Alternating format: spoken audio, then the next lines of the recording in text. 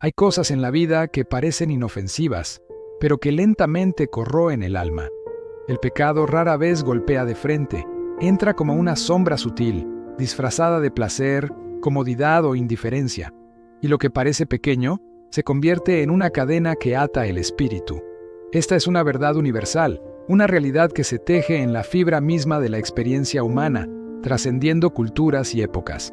A menudo, el pecado no se anuncia con tambores y trompetas, no llega como un monstruo visible que podamos identificar y rechazar fácilmente. Por el contrario, se infiltra en nuestra existencia de maneras casi imperceptibles, como una gota de veneno en un vaso de agua pura que al principio no altera el sabor, pero que con el tiempo contamina todo el recipiente. Comienza con un pensamiento fugaz, una justificación aparentemente lógica para una pequeña transgresión. Solo por esta vez, nos decimos, nadie saldrá herido.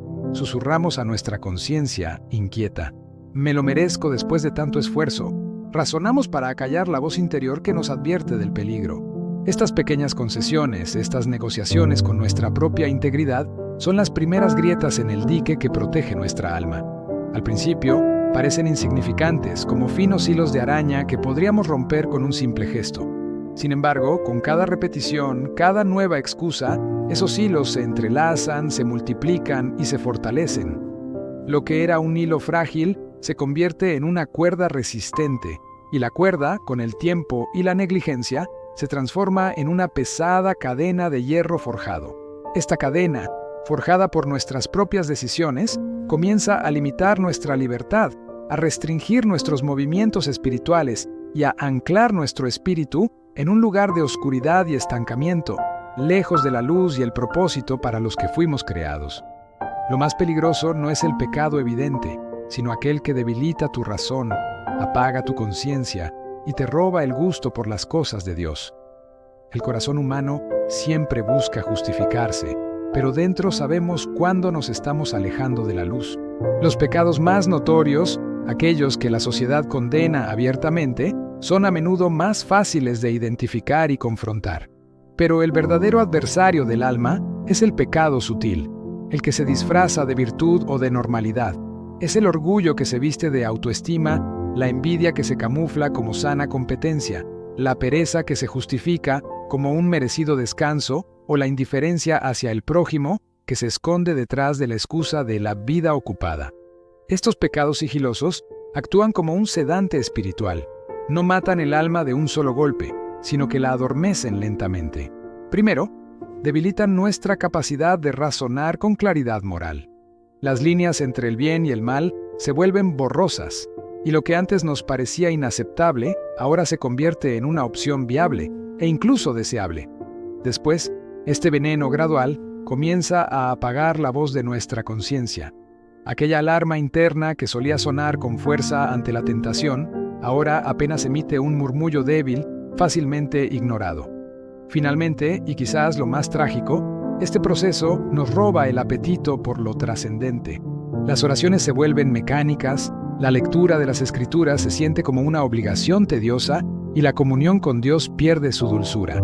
El alma, antes vibrante y anhelante de lo divino, se vuelve apática y se conforma con los placeres efímeros y vacíos del mundo. A pesar de todas las excusas que nuestra mente pueda fabricar, en lo más profundo de nuestro ser, en ese santuario interior que no puede ser engañado, sentimos un frío inconfundible. Sabemos, con una certeza que aterra, que estamos caminando en la dirección equivocada, alejándonos de la única fuente de luz verdadera. Salmo 139, 23, 24. Examíname, oh Dios, y conoce mi corazón. Pruébame y conoce mis pensamientos, y ve si hay en mí camino de perversidad, y guíame en el camino eterno. Esta oración del salmista es un acto de valentía espiritual sin igual. Es la rendición de quien reconoce que su propia percepción está nublada y que necesita una luz superior para ver con claridad. Pedir a Dios que nos examine es invitar al cirujano divino a sondear las profundidades de nuestro ser, a buscar no solo las heridas abiertas y evidentes, sino también las infecciones ocultas, los tumores malignos del orgullo, la envidia y el resentimiento que crecen en la oscuridad. «Conoce mi corazón», clama David, admitiendo que ni él mismo conoce la totalidad de lo que anida en su interior. Nuestros corazones son complejos, llenos de motivaciones contradictorias y deseos ocultos. Solo el Creador del corazón puede desenredar esa madeja y revelar la verdad. Pruébame y conoce mis pensamientos. Es ir un paso más allá. Es pedir que nuestras intenciones, nuestras ideas y nuestras ansiedades sean puestas a prueba, pasadas por el fuego purificador de la verdad divina. Muchos de nuestros caminos de perversidad no comienzan en nuestras acciones, sino en nuestros pensamientos. Un pensamiento de amargura no confrontado puede convertirse en una raíz de odio. Una fantasía lujuriosa alimentada en secreto puede conducir a la infidelidad.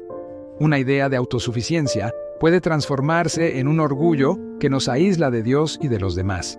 Por eso, el salmista pide ser guiado en el camino eterno. Reconoce que hay dos caminos, uno de perversidad que parece ancho y fácil, pero conduce a la destrucción, y otro, el camino eterno, que a menudo es más estrecho y exigente, pero que es el único que lleva a la vida la paz y la plenitud. Esta oración es el antídoto perfecto contra la autojustificación y el primer paso para salir de la sombra del pecado hacia la luz de la gracia. ¿Qué es el pecado sino un muro que levantamos nosotros mismos contra la voz de Dios? No siempre son actos grandes y notorios. Muchas veces son pensamientos escondidos, decisiones repetidas, indiferencias que hieren el alma. Cada vez que elegimos nuestro propio camino en lugar del suyo, colocamos un ladrillo en esa muralla.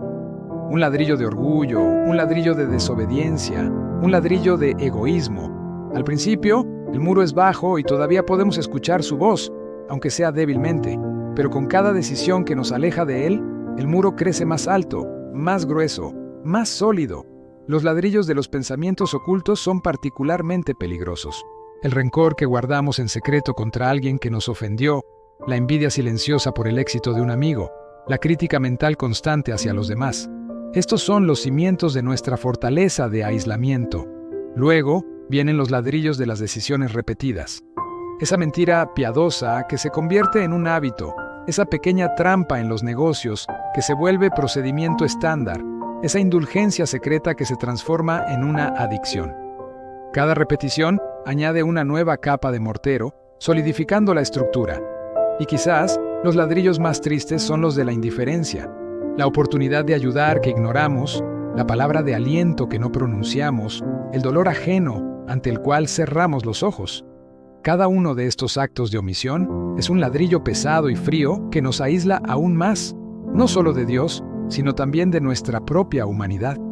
El resultado es una fortaleza sombría, construida por nosotros mismos, que nos aprisiona y bloquea la luz y el calor del amor de Dios. ¿Y tú? ¿Has sentido ese peso silencioso que te aparta de la paz verdadera? Es una carga sutil pero persistente, una inquietud en el fondo del alma que ninguna distracción puede acallar por completo. Es la sensación de que algo no está bien, un desasosiego que te acompaña incluso en los momentos de aparente felicidad. Es el vacío que queda después de perseguir un placer pasajero, la culpa que roe la conciencia en mitad de la noche. Es la distancia que sientes en la oración, como si tus palabras rebotaran en un techo de bronce. Esa es la carga del pecado no confesado, el peso del muro que has construido.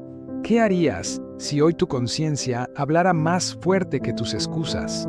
Imagina por un momento que esa voz interior, esa que has intentado silenciar con ruido, trabajo, entretenimiento o justificaciones, de repente gritara con una claridad ineludible. Si te mostrara, sin filtros, el impacto de tus decisiones, el dolor que has causado a otros y a ti mismo, y la distancia que te separa de la fuente de toda paz. ¿Seguirías defendiendo tus razones? ¿O te rendirías quebrantado, buscando la única salida posible? El pecado promete libertad, pero siempre termina robándotela. Y lo que ayer parecía dulce, hoy se convierte en amargura. Solo Dios puede romper esas cadenas. Y cuando Él lo hace, el alma respira de nuevo. La gran mentira del pecado es la promesa de autonomía. Sé tu propio Dios, susurra la serpiente en el jardín, y el eco de esa tentación resuena a lo largo de la historia. Nos promete la libertad de hacer lo que queramos, cuando queramos, sin rendir cuentas a nadie. Pero esta supuesta libertad es una ilusión, una trampa mortal. La libertad de entregarse a la ira, te convierte en esclavo de tu temperamento. La libertad de codiciar te encadena al materialismo insaciable. La libertad de la lujuria te aprisiona en un ciclo de vacío y vergüenza. Cada vez que elegimos el pecado, no estamos ejerciendo nuestra libertad, sino entregándola. El fruto del pecado siempre sigue el mismo patrón. Al principio es dulce y atractivo, pero su sabor final es la amargura de la ceniza. El placer momentáneo de la transgresión es rápidamente reemplazado por el regusto amargo de la culpa, el miedo y el aislamiento. La alegría robada se desvanece, dejando un vacío más grande que el que intentaba llenar.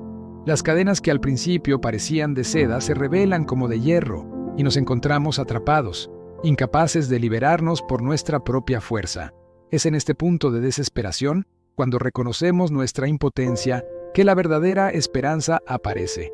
Nosotros no podemos romper estas cadenas, pero hay alguien que sí puede. Solo el poder redentor de Dios, manifestado en el sacrificio de Cristo, tiene la fuerza para pulverizar las cadenas del pecado. Cuando nos volvemos a Él en arrepentimiento y fe, Él no solo nos perdona, sino que nos libera. Y en ese momento de liberación divina, ocurre un milagro. El peso se levanta, el muro se derrumba, las cadenas caen. Y por primera vez en mucho tiempo, el alma, libre de su prisión autoimpuesta, toma una bocanada profunda de aire puro, del aire de la gracia, y respira de nuevo.